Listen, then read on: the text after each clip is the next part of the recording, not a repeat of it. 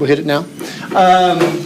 So even though the iPad is recording right now, do you have fear? Yes. No, you shouldn't, because you really can't hear you, right? I don't know if any of you that went back and listened. Every once in a while you can hear if somebody talks really loud, you can hear their question, but usually it's just You hate repeating yourself. I do hate repeating myself. You'll get that sometimes. I'll have said something, you come up to me, did we do anything important today? No. Right? Or, what did you just say? It's on YouTube, you'll see it later, right? I don't like repeating myself. You hate the imperial system? Yes. Imperial system is evil. Unit systems. The empire is evil too. You hate English words. English words are not spelled correctly. It's true. Math? Hate math. Hate math. Love physics, hate math. And there's a difference.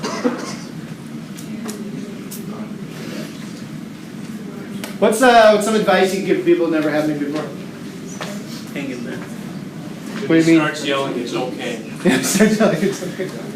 Yeah, I really try to make sure that people understand I'm yelling at physics, not you, right? But it tends sometimes to come across.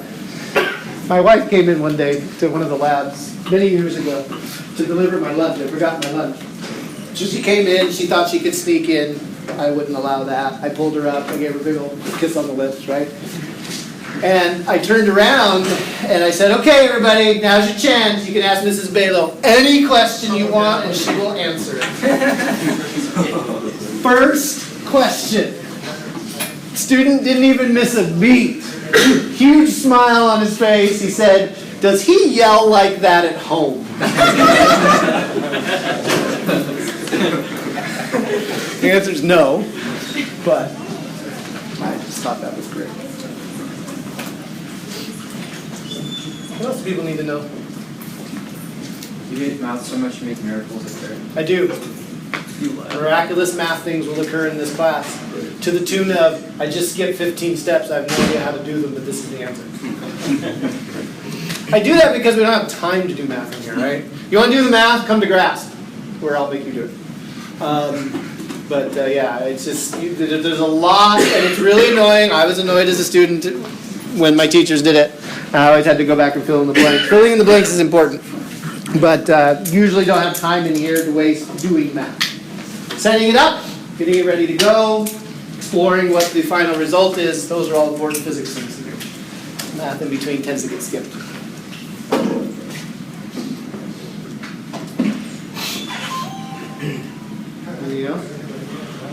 All right, I need help. Favorite place to eat in Fresno?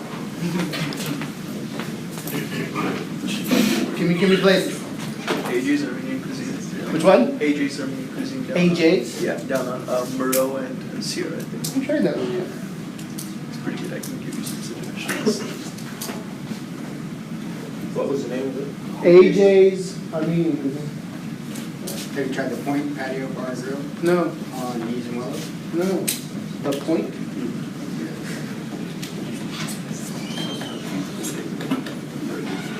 Thai country. You know what? People keep telling me to go that one. I need to do that. Really good. Kevin? There's a place near Cedar and Herndon next to Shenanigans that sells Schweitzer. Oh, the little barbecue place. Yeah, it's like The little shack place? Yeah, I've been there. Not Mike's. Mike's? I don't know which, is it Mike's? Mike's, Mike's? I yeah. think so, yeah. Yeah. They do a decent church at sandwich. Yeah, it's not bad at all. This was great. If you like tri-tip. Yeah. The Fire Pit? The Fire Pit. Yeah, it's a tri-tip place. Also, Kajima. I've got that one down already, like K-A-J-I-M. Yeah, somebody said that before. You guys know what I'm doing, right? Date ideas with my wife. Use you guys make me look good. Cafe Via is a good one. Via? Cafe Via. Mexican food or? Italian. Oh. Anything else? Yeah, we got pretty good with it. Eureka? Not, is it Eureka Burger? It is. Yeah, my wife might let me come home today. All right.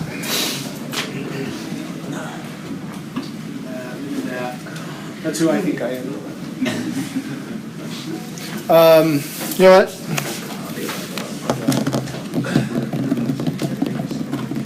Let's do this tomorrow. So tomorrow, right, is the day for adding. Right? After tomorrow, I don't do any ads. If you are not on a wait list, I'm not going to get you in because I think, as far as the wait list is concerned,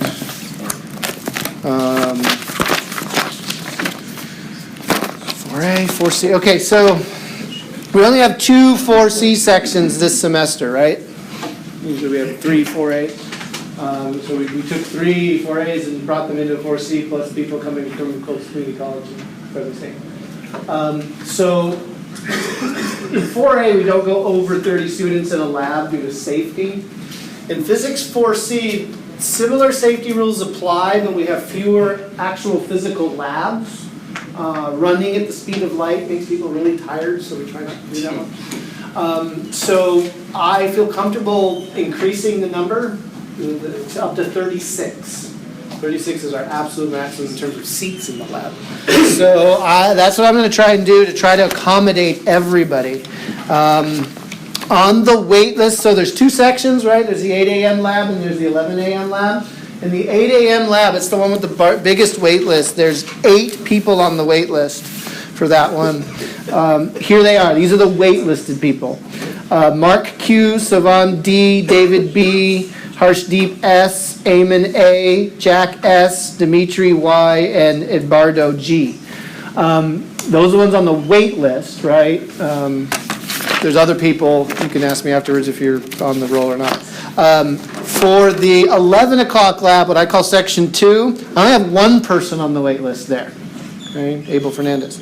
So the 11 o'clock lab is more open. Okay, assuming you get people not showing up or whatever, right? Okay. So this is how I'm going to work it. I'm going to try to get everybody who is on a wait list into one section or the other. I understand some of you can't do 11, might need to make some trades. If you are in the 8 and can make the 11 work for you, that way it would be nice to free up people that just absolutely can't make it work. The 11 o'clock looks like it might have room for people who aren't on the wait list to actually get in. Is there, who's in that category? You are not on a wait list and you're still trying to get in. So my advice is come to the 11, okay, tomorrow. If you can't make that work, I cannot guarantee anything. So I'm going to try my darndest to get people who are on the wait list into class. Okay? But we're going to try and make it work. What's the lab room number? 260. It's the same one as last semester. So, yeah, come tomorrow to the lab you are trying to get into, right? And I might need to, if you shoot me an email if you have the ability to change from 8 to 11 or something like that.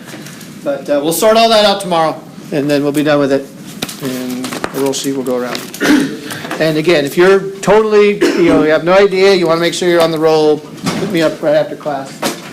We'll look you up. I don't want to waste too much time on that right now. All right. Syllabus.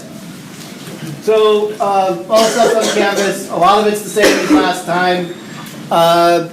You should, if you have me before, you have Wiley Plus. You have access to it. You should be able to go to 4C. You should be able to get in. Everything's set up, ready to go for it. This is assuming you're enrolled in the class, right? You have access to Canvas. If you're coming from Clovis Community and you never used Wiley Plus is the online homework system. You have to pay for it. There is a grace period, 14 days. So you can see if this is your kind of thing. But yeah, you probably will need to buy a new book / online homework system. A lot of stuff, a lot of my policies are all the same as in Physics 4A. You need to read the syllabus to get most of them, especially those of you who are new, going to want to read that syllabus.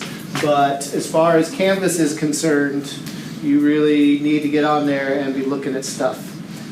I know I'm not authorized, but I'm going to be authorized anyway. Come on. All right. So, physics 4. I taught physics 4A last time. Show you all the stuff that I've got anyway. Okay, so go ahead and hit that syllabus, right, to see all of the stuff I'm about to tell you in nauseating detail. You're responsible for it, so if you ask me a question that's on the syllabus, I'll just send you to the syllabus. But it'll tell you about Wiley plus all the different kinds of stuff. Key things, and again, we're going to go over a lot more of this in detail tomorrow, but you will want links to the YouTube channel, links to the Dropbox. People that have used this before, give the people who haven't had me before hints and tips and tricks on how useful any of this stuff is. For those of you who don't know, everything's recorded on my iPad. Everything I write on the screen is recorded on my iPad. That all goes up on YouTube. You can see the whole thing. And then I output PDFs to Dropbox so you can print out the notes, everything that I wrote on the board. So you don't have to waste time sitting here waiting down there, writing down everything. I wrote it down. Why do you have to write it down, right? I'd much rather you be thinking about it, doing stuff while you're here learning. Writing stuff down isn't learning. Calendar. Did anybody try to access this over the break? Yeah. Did it work? Mm-hmm. Didn't work? No. Because I set these as live on the last day of last semester, and I didn't really see anybody go, I don't blame you, right? We would access them. But I was simply curious to know if it worked or not. But they should have shown up if you were enrolled in the class. All right. Something else I want to say about that? I'll say a lot more about it tomorrow. But yeah, the Y plus instructions, all that stuff is in there. Canvas worked okay last semester from my point of view. How did it work from your point of view?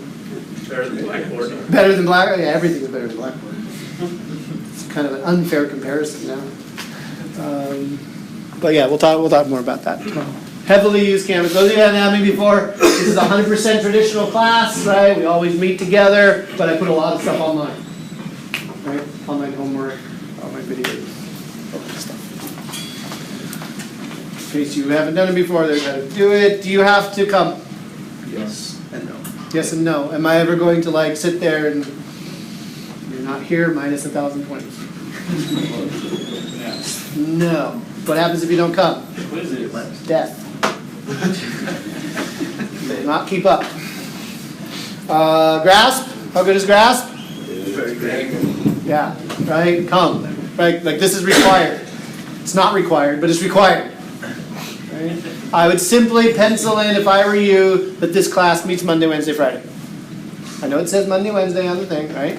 But on Fridays, in this room this semester, okay, so we'll be here with all the heads, right? From 8 to 1, tutors, me, Dr. Kerfoot, all that stuff, right? Mr. Trelawney, we'll all be here. Go grasp. Someone brought up a good point. Are we gonna have to this class? We do the same thing, it's just I don't give you points for it. It's like 4B.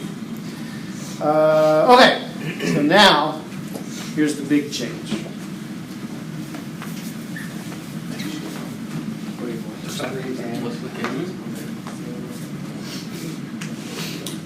Three exams. Not 5, 3. 2 midterms and a final. Okay? They are all unit exams in the sense that they're not, they're comprehensive because physics is comprehensive, but they're targeted to the contents of their unit. We have 3 major units. We have optics, we have quantum mechanics, and then we have modern physics, which is nuclear physics, cosmology, astronomy, that stuff. Okay? They are in order of difficulty, okay, more or less the order you take them in.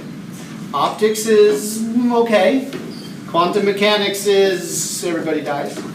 And then the third one, the last one, is usually just fine. It's okay. Mostly because we can't do any of the horrific math, right? that would make it really hard. The course starts off with well, there's lots of math, but it's all arithmetic, division and multiplication kinds of stuff. Trig functions every once in a while. And then we get to quantum mechanics, and all of a sudden it turns into horrific calculus. 4B. It's a little bit worse than 4B calculus. And then, in the cosmology, nuclear physics, it reverts back to arithmetic and a lot of concept stuff. We can't do the equations of the strong force, but we can do a lot of the conceptual underpinnings of the strong force.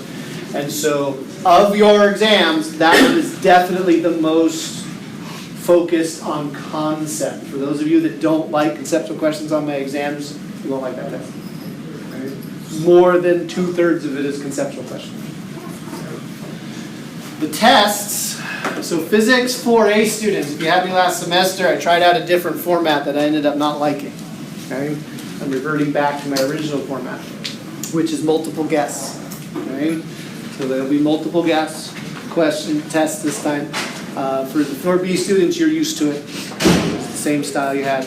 However, unlike in 4B where there were 12 questions per exam, I think it's 16 to 24, depending on what you were in. You starting to get scared? More questions we have. Question? Are we gonna have longer time for the exams? 2 hours. Do we still get notes? Oh, we got I'm sorry, I don't know if you answered this, like sparking, but did you plan on implementing that style that you were mentioning on last semester about like doing homework together, or no? The reverse classroom. Oh, the flipped classroom? That's going to happen in the fall. Oh, Yeah, not this semester. And full disclosure, I am not teaching Physics 4 next year. Okay, some of you know this already, but some students get upset at the end of the semester. Oh, you're not teaching anymore, I'm going to die. Dr. Kerfoot's going to be teaching the Physics 4 series for the next year at least. Okay, I'm teaching the Physics 2 series. I will still like you. Okay, I'll still be in grasp, right? Okay, still be around to help you out, all that different kinds of stuff. I'll be leaving up all of my videos. So all of my 4A, 4B, and 4C videos will be up. Okay, but I am going to be teaching the Physics 2 classes for at least a year, maybe 2. It's good to have that mix. I haven't taught Physics 2 in about 6 years. So this is my swan song. All right, I'm going to try and go out with a bang. It'll be fun.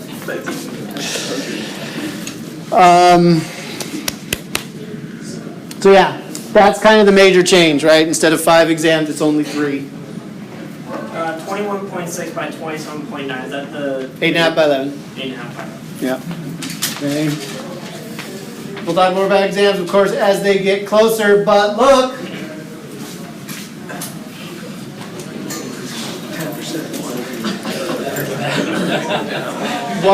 Yeah, it went down from 4A. 4A was 70%. Okay. I upped the homework from 15 to 20. It's a little bit of a padding there for that only 3. Why am I doing only 3 exams? We don't have the time. You don't like writing exams? Yeah, I hate writing exams. Because we don't need any. Welcome to college! You're going to transfer and you're going to hit classes where they give you a midterm and a final. That's it. You don't get grades for anything else. I've had classes where I only had a final. Nothing else. 100% of my grade was that test. Okay? So, 2 midterms and a final is fairly typical, normal way of doing things. Especially at senior level, junior level, and definitely in grad school. Grad school, that's when I had just the final. That's it. What's the lab final? That will be revealed later. There will be a lab final. I'm guessing who can run closer to the speed of light. Right. That kind of idea. So make sure you wear a blue shirt so turn right. Wait, what happened to your quizzes? No quizzes in 4C or 4B. We still do the same thing. I still tell you to turn to each other and argue about stuff. I just don't give you points for it. 4A students need a little carrot on the stick. You're big boys and girls now. For the lab reports, do you have to actually write a lab report out, or is it more like the course? Just like 4A, 4B, right? My philosophy of lab, we'll talk about it a lot tomorrow, but, right? I don't want you wasting time on writing stuff up I'm not going to read anyway.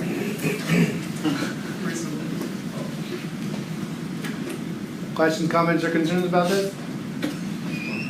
It does really kind of up the stress factor on the exam, right? Only having 3. My advice, do good on the first one, do good on the last one, pray on the second.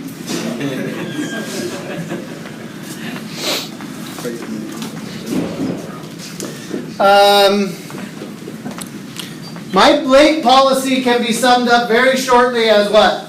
Don't be late. Don't. Right? Just don't turn stuff late. Homework, I don't give any late credit simply because as soon as the homework is due, the keys pop up, right? But I do drop the 2 lowest, which is basically 2 weeks worth of homework. For exams, don't miss them. The exams are already scheduled. Unless I get really ill, those will be the days that we actually have the exams. You know about it in advance. If there's sports or weddings or whatever, you need to let me know ahead of time so that we can make arrangements. You're not going to like the arrangements because any makeup you do is going to be harder than the actual test itself.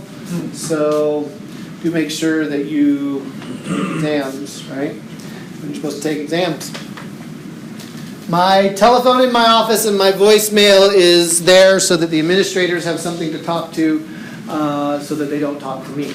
So I don't ever check my voicemail, right?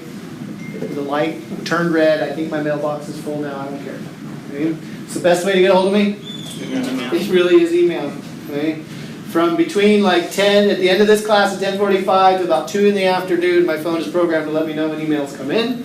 After 2, between 2 and 5, I check it sporadically. After 5, I don't even pay attention to my work email. Okay, until I get back the next morning around 6:30, and I'll check it a little bit. And so that's sort of my habit. And you shoot me an email, I honor the time that my server says you send it.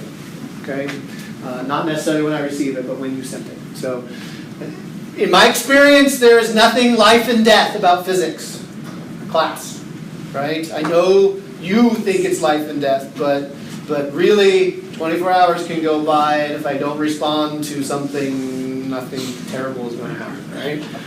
ID Plus blows up, you can't type in the last few boxes, say shoot me an email, right? I can fix that after the fact. Even if it's 24 hours later, I can still fix it, right? Okay, so try not to stress out about those things. Shoot off the email. I know it's unresolved. Try and resolve it as fast as possible. But it works. Tech in class. What are the rules about technology in class? No distracting. Use it, right? Yes, technology, awesome, fun. But if you are doing something off topic and it's distracting somebody else, that somebody else has permission from me to tell you to stop. Politely. Right? Please stop doing whatever it is you're doing because it's distracting me from learning in here. There's an entire universe on the other side of those doors where you are free to YouTube and Facebook and Instagram and Snapchat, whatever it is you want to do out there, right? Okay? But in here, if you're using tech and it's on topic, it's not. Police yourselves. If somebody won't stop and they're being rude, let me know. I will be very rude. You can chew gum, just don't do it in my face. Or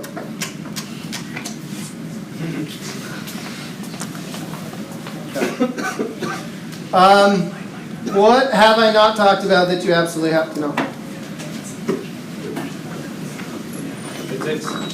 Well, yeah, but we're getting to that part. How the units are broken up. So the units are broken up more or less. The first 2 things on this list are Unit 1. Relativity, quantum mechanics are Unit 2. And then the last 3 are the last unit. Special topics are the most current things that are going on in physics right now. Like. Towards the end, like Higgs boson or gravitational waves and that kind of stuff. Things that aren't in our textbook. Okay? So towards the end of the class, I will start asking, like, what are you interested in? Like, are you hearing things? What do you want to know? Is there something we haven't covered in your physics career that you really wanted to talk about? And like the last 2 class periods, I cover those special topics. Okay? But it really depends on how much time we have left in the semester. Physics 4C, I try to leave time at the end for those special topics. If I get sick or we have too many fire drills or things like that, then sometimes it gets wiped out. Other questions? Especially those of you who haven't had me before. Are there things that are weirding you out you need to know right now before tomorrow? All right. Let's get started then.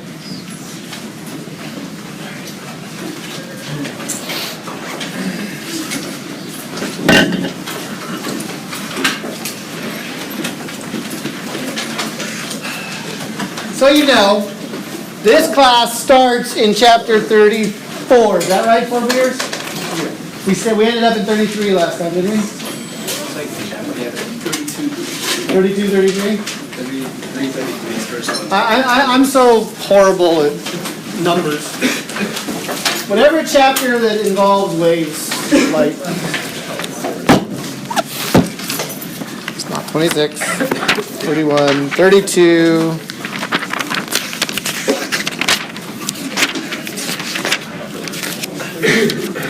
Oh, okay, we do start in 33 for Physics 4C. Are you worried yet? Physics teacher doesn't even know where the class starts? I just don't know the numbers. It's 33, okay? And again, 4A students, you are going to be a little bit lost in chapter 33. You're going to be like, what's all this field stuff? And what's all this E's and B's? And okay. So capital E is electric field. Capital B is magnetic field. And those two things come together to do something absolutely incredible and amazing that we're going to talk about here in just a second.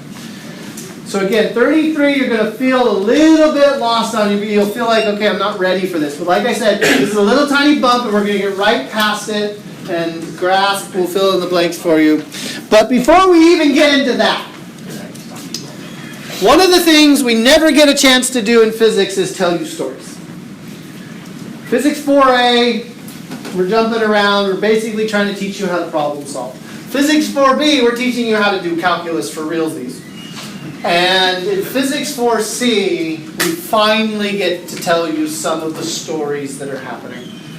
And I want to do that today. This is the introduction. You're not going to find this in your textbook. Okay? I'm going to hold you accountable for who is who and what they did. This is not a history class. I'm not going to test you on dates. You'll never see a question on the exam that says, well, in 1836, who did what? Right? Okay? However, you're going to want to know what was significant about what people did. So I'll get you on the hook for who did what, but not necessarily when.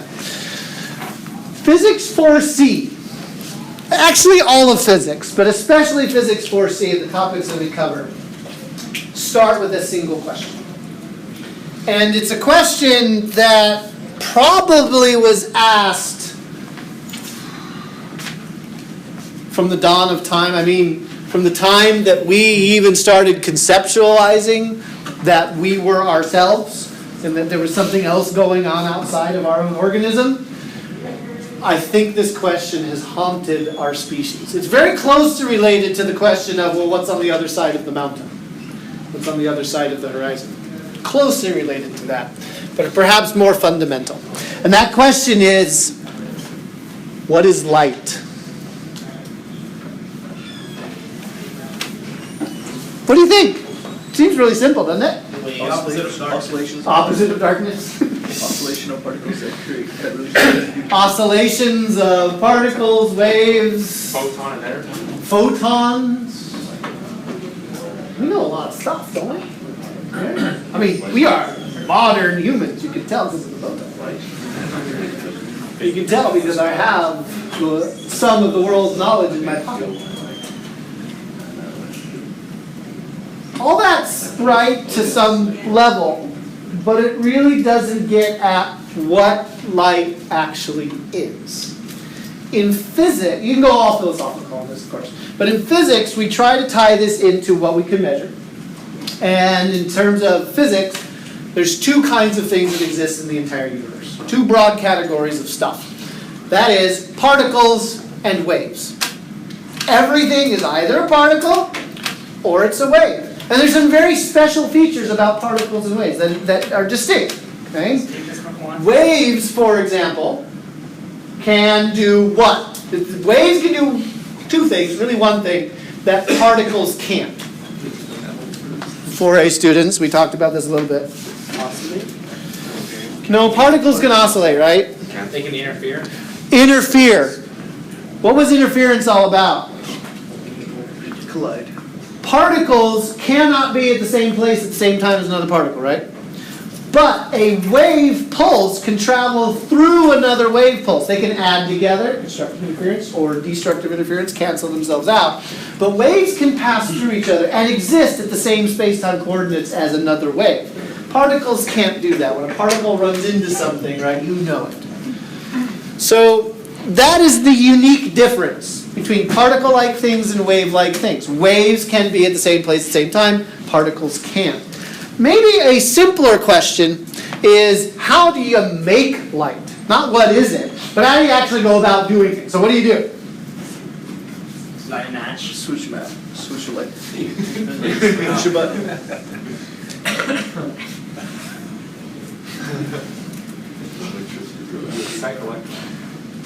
You gotta be doing something, right?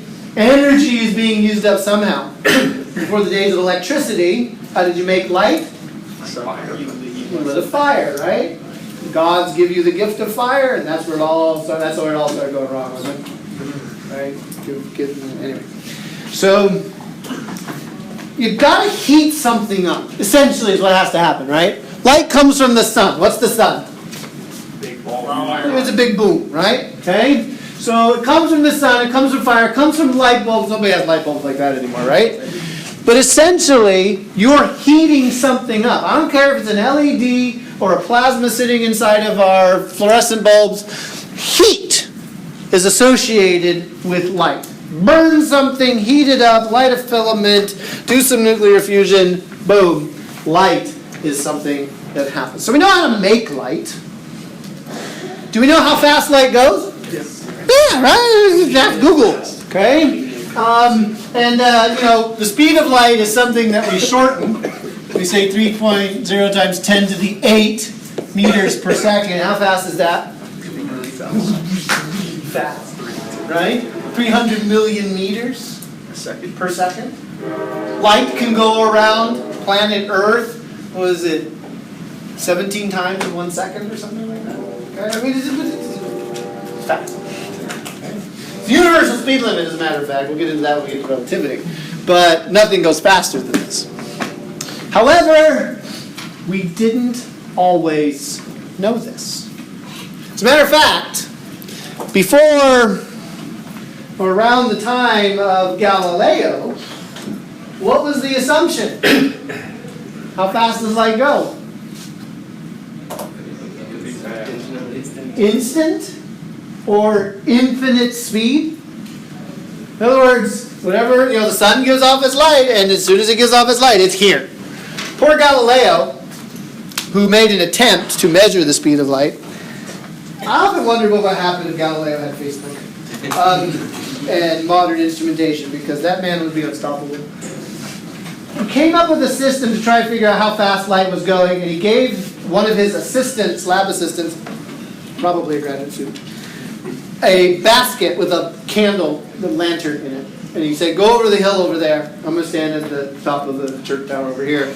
And at a predetermined time, okay, I want you to give a signal, like a shout. Okay? And when you give the shout, I want you to lift the basket off. I'm going to take out my stopwatch and I'm going to time how long it takes for the light to get to me. Right? Okay? Well, Galileo's stopwatch was his pulse. You know what happens, right? The guy yells, pulls off the basket, the light gets there before the sound does. What Galileo discovers is that sound is slower than light, right? But he can't measure the speed of light, right? It's just goes fast, so it's infinitely fast. The story of how we know that light has a finite speed is glorious. Okay, and you can tell it's glorious because of this man's hair. I mean, these wigs. We have lost something in not having these wigs. Olaus Rømer. You should know him as the person who first discovered that light has a speed limit. Everything else you don't really need to worry about. But this story, Olaus Rømer was a farmer, Dutch farmer, and he, like many farmers and successful people of the day, fairly rich, had hobbies, and one of his hobbies was science, or the natural philosophy. And at the time that Rømer was into natural philosophy, there had been this revolution. Kepler had discovered Kepler's laws, which dictated how the planets orbited and the relationships between periods and distances from the sun. The Earth was no longer the center of the solar system. There were moons being discovered around Jupiter. I mean, there was all of this stuff going on. And with the physics of the day, Newton is formalizing his laws of motion and things like that. This incredible power to predict when things are going to happen is in the hands of mere mortals. And Olaus Rømer is no different. There was a very anticipated event in the scientific community of the day. There was going to be a Jovian eclipse. A Jovian eclipse is an eclipse of one of the moons of Jupiter. 4 had been discovered up to this point. There's currently now something like 68 of them discovered. But they had the first 4, the big 4. And everybody had calculated when this Jovian eclipse was going to happen. Again, the new mechanics allowed this to happen. And the scientific community was like, they were like hosting parties all over the place, right? So let's just pretend. This Friday, 10:34 p.m., there's going to be this eclipse of one of the moons of Jupiter. We throw a party, Fresno City College is going to get together, we're going to get our telescopes out, we're going to watch this Jovian eclipse, it's going to be the bee's knees, right? Rømer, 2 weeks before the eclipse is supposed to happen, waltzes into one of these gatherings and says, you're all wrong.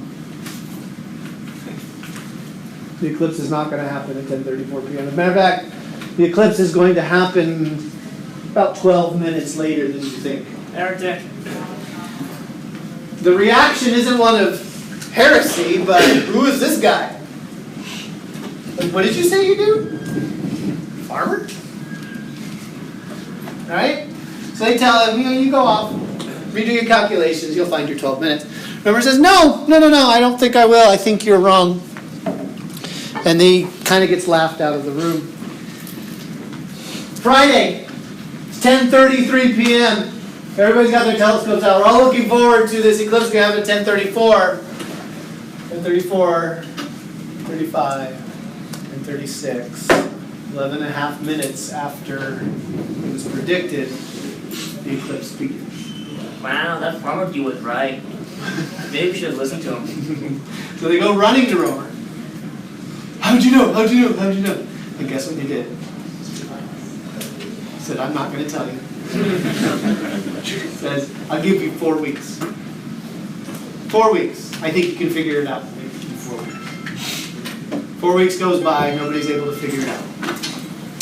What did Rømer know that nobody else did? Or what didn't occur to everybody else? Because light has a fixed speed. Rømer believed it. And Rømer realized that the time that everybody did their calculations, 3 months ahead of this Jovian eclipse, that the Earth was going to move in its orbit relative to Jupiter's orbit. And that there was going to be an additional distance. This is an exaggerated diagram here, right? Okay. But Jupiter doesn't move as much as Earth does. Earth takes once to go around the sun. Jupiter takes about 10 years to go around the sun, 10 Earth years. So the place where they made the calculation, Earth was closer to Jupiter. When they did their observations, Earth was going to be farther away. Rømer had no idea what the speed of light was, so he guessed between 10 and 15 minutes difference based on the relative positions. And he just took sort of the average and said 12. It was about 11 and a quarter minutes of difference. This event establishes the finite speed of light. Up to this point, that infinite speed was the rule. But Romer is the first person to definitively say, look, there is a speed.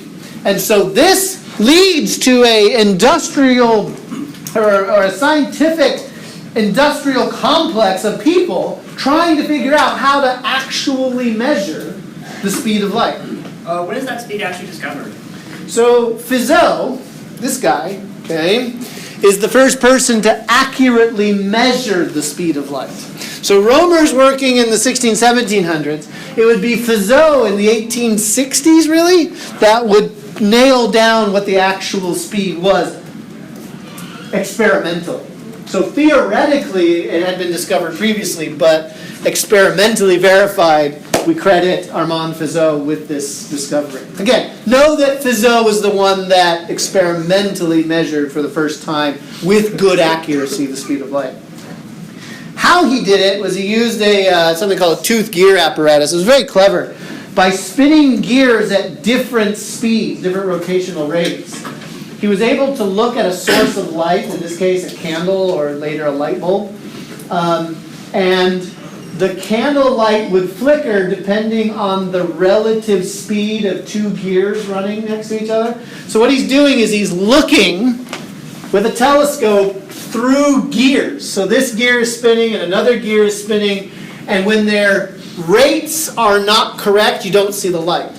But when there is a resonant frequency established between the gears, you can see an uninterrupted, and other times you can see periodic flashes of the light. And what Romer was able to do, and we're not going to get into any of this, it's not terrible calculations, but they're kind of mundane, is he was able to link the rotational rates of these gears and the radii and the number of steps on the gear to the pulses of light he was seeing. And by doing those calculations, come up with a number that was really close to this.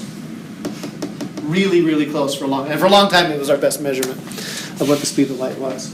So you have this prehistory, as it were, okay, of discovering that light has a finite speed and actually measuring it, which takes place over roughly a 170-year period. But we really need to get back to the question of what it is. And there's lots of stuff going on here, and so I've compartmentalized history a bit to try and sum up the different arguments. And what you see when you do the history of science is that there are two camps, particle camp and wave camp when it comes to light.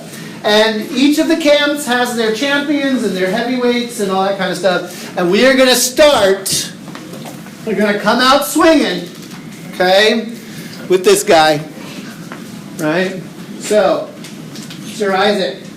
What happens when Sir Isaac says something? It becomes law. That's it. Right? And nobody's going to argue because it's Newton. Right. Cool hair again. So, Newton takes on the question. Okay? He publishes a Latin text called the Optics. He, in there, lays down a lot of the optics we're going to be talking about over the next 4.5, 5 weeks. Him and some others. But essentially what Isaac Newton boils it down to is an argument that light is a particle. Isaac Newton's argument about light being a particle, he actually he coins a phrase called a corpuscle. That's maybe you've heard that in biology or anatomy, okay? But a corpuscle in Latin means a distinct chunk. We also use the word quanta from Latin to describe this. But a corpuscle is a little individual unit. And so he develops what's called the corpuscular theory of light. That light is a series of particles, chunks. And his argument for this is very interesting. He claims that because light refracts, you can see it here in the optics. I took a page where there's a prism in there. You see that? Okay. And the light is bending. Newton saw that bend of light as it went into glass and argued that light must be a particle because this is exactly what happens when you throw stones into a pond. You take a stone, you give it a nice straight trajectory into the surface of water. When it hits the water, it'll either skip off, or if it goes into the water, it will abruptly change the direction it's moving. And so Newton saw that as evidence that just like a stone hitting water, light must be a particle. He also was very disturbed, not disturbed, but he realized that when you have a shadow, right, of anything from a single light source, the edge that you get on that shadow is very abrupt. If light were a wave, what should the light be doing? Kind of curving or bending around the obstacle, because waves have the ability to diffract. We're going to talk about diffraction and interference in a bunch when we get to optics. But the bending of light around an obstacle called diffraction was something that Newton couldn't see happening. And so he said, since you have sharp shadows, look, particles don't diffract, so there's no diffraction going on here. So light's a particle. And because Newton says it, it has to be. I mean, it's Newton, right? He's like Moses coming down on Mount Sinai. 10 things we really need to pay attention to. Light's a particle. Okay? And the entire scientific community goes, oh yes, sir. Right?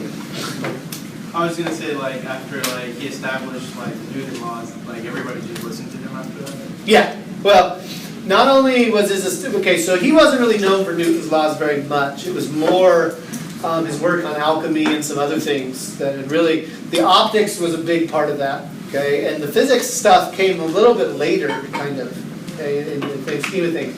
By the time Newton publishes his physics stuff, his laws of motion, he's already the Royal Astronomer and head of the Royal Institution, and ruthlessly suppressing anybody that disagrees with him, and is a real jerk and should probably just be off because the guy was terrible. Anyway,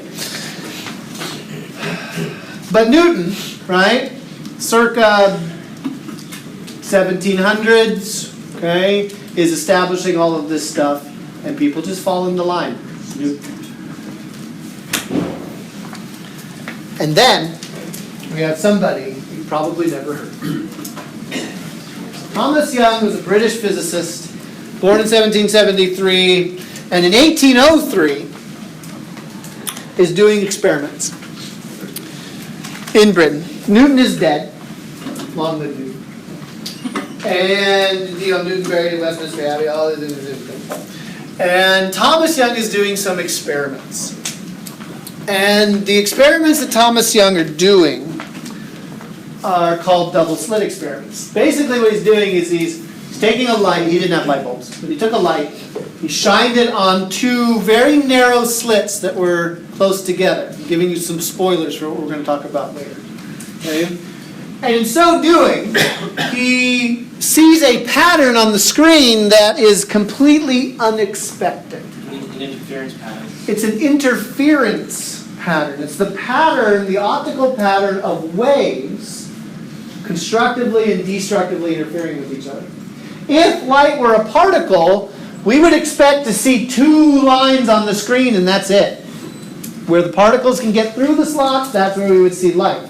But instead, what we see is this repeating pattern of light and dark fringes, which are a dead giveaway that the light is being interfered with. The two slits, as the light goes through those slits, are diffracting, bending, and overlapping, causing areas of constructive and destructive interference. Thomas Young, upon seeing this, now knows something. Line's dumb. What does he know? That light's also a wave. Newton's wrong. Well, I mean, he just knows that light has wave-like properties as well. Yeah, but Newton completely discounted the wave-like properties. There were people arguing in Newton's time that light was a wave. But Newton said, here's my experimental evidence, and then everybody basically ditched the wave theory. for the better part of 70 years. People were like, no, light's not a wave, it's particle. That was how strong Newton's influence was on scientific community. So an entire generation of scientists are brought up. Well, it's a particle, there is no other way. Young comes along, does a double slit experiment, and goes, oh boy. He gets invited to the Paris Academy of Sciences to present a paper on the work that he's doing. He hasn't told anybody what his results are. But he's invited to the international yearly conference of all physicists. Paris Academy of Sciences is a big deal. Okay? He's not giving the keynote speech, but he's giving one of the main speeches on one of the days. And he knows what he needs to do. He needs to stand up in front of the collective scientific wisdom of the world and tell them that Isaac Newton is wrong. Was he called a heretic? You ought to be able to bring that experiment with you. It doesn't seem like it's too much to... It wasn't. In 1801, Thomas Young is already realizing that Newton could be wrong. 1803, he goes to the Paris Academy of Sciences. But look at this, right? Even though I appreciate Newton, I have to admit that he was wrong. I'm translating the old-fashioned words for you, right? Okay? With regret, right? So Young feels bad, right? Newton is such this towering figure in the history of science that to suggest otherwise makes Young feel bad, right? However, he does kind of face slap Newton here a little bit, right? Saying what? Newton's authority has held back or retarded the progress of science. Oh, them's fighting words. Right? So, 1803, Paris Academy of Sciences, he's giving this lecture, explaining his results, the implication of those results. A murmur starts running through the crowd. And someone stands up. Heretic. That someone was named Poisson. It's his last name. It means fish in French, but that has nothing to do with our story. Mr. Poisson, Dr. Poisson, stands up, clears his throat, and does the unimaginable. He agrees with him. Interrupts the lecturer. Mid-lecture. This is not done. Says, excuse me, young man. No play on words there. Because Poisson was elderly. Thomas Young was young. I think you have gotten it wrong. Thomas Young. Dead silence in the room. Okay. Thomas Young says, respected sir, I have gotten it right. We need to argue. Gentlemen may argue. Civil War. That's how Civil War started. But we know where gentlemanly arguments in Victorian times end up. In a bar. No, in the street with pistols, right? Back to back, march off 10 spaces, turn around, kill each other in a humane and gentlemanly way.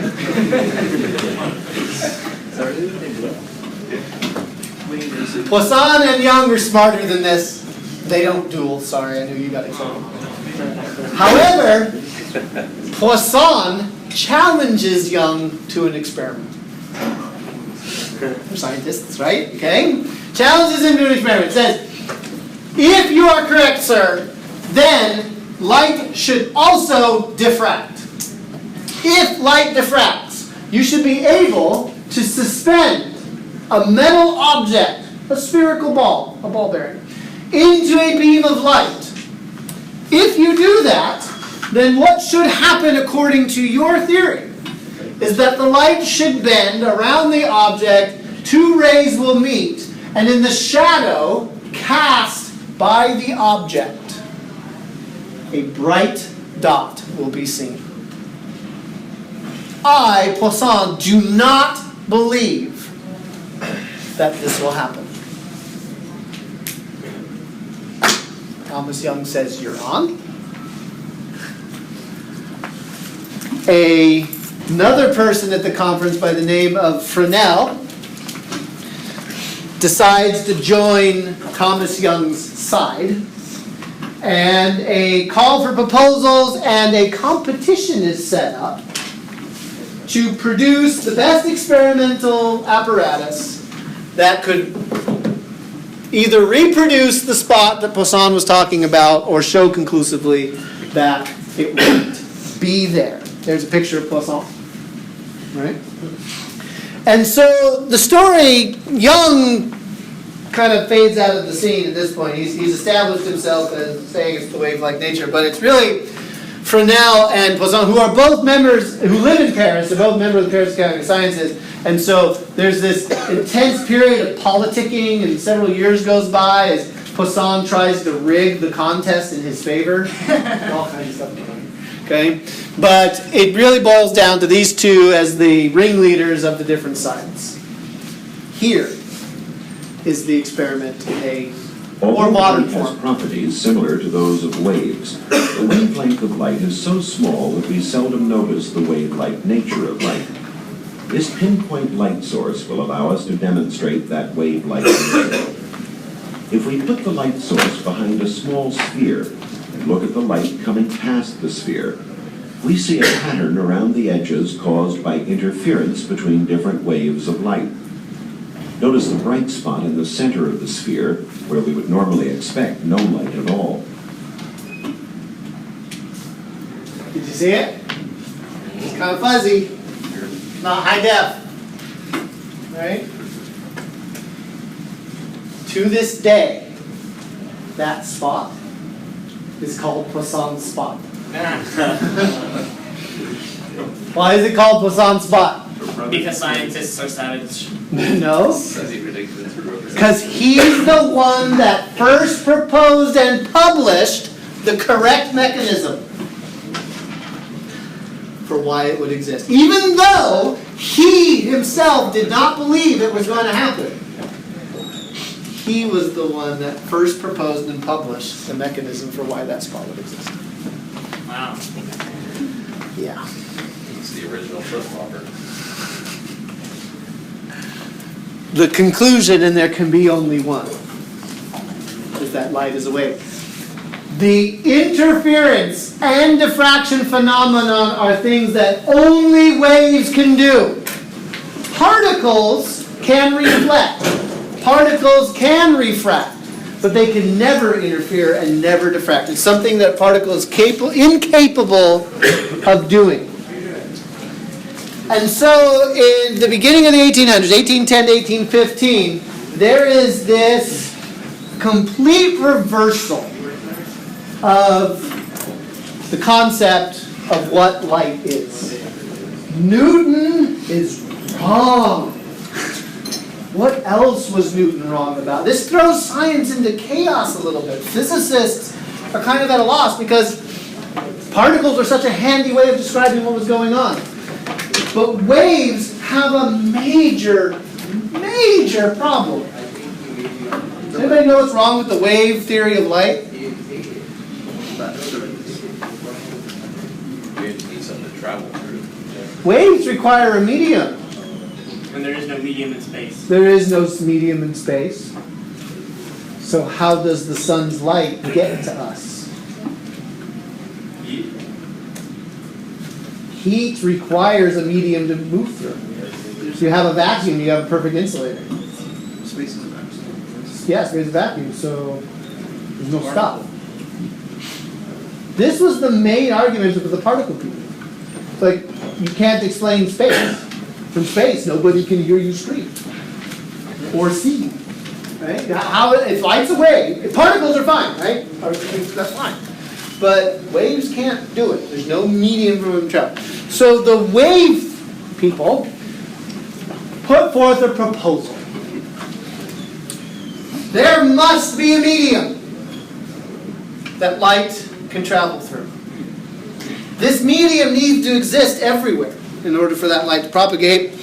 However, we can't see it, touch it, taste it. We don't know its political views. We can't measure it. But it must be there. Does this sound like science to you? Doesn't matter. Does this sound like dark energy to you? Yeah. Dark matter, dark energy? Astronomers have misplaced 92% of the mass of the universe. Where is it? Oh, it's dark. I can't see it again. Annoyingly, the astronomers look like they might be right. There's a name for the thing that the wave theorists proposed. It's called the luminiferous ether. Ether for short. Okay? The term Ethernet for networking comes from the concept of the ether. Okay? What was the ether? Nobody knew. But it was the medium that allowed light to propagate through the universe, even when there was nothing present. I'm going to tell you a little bit more about ether theory next.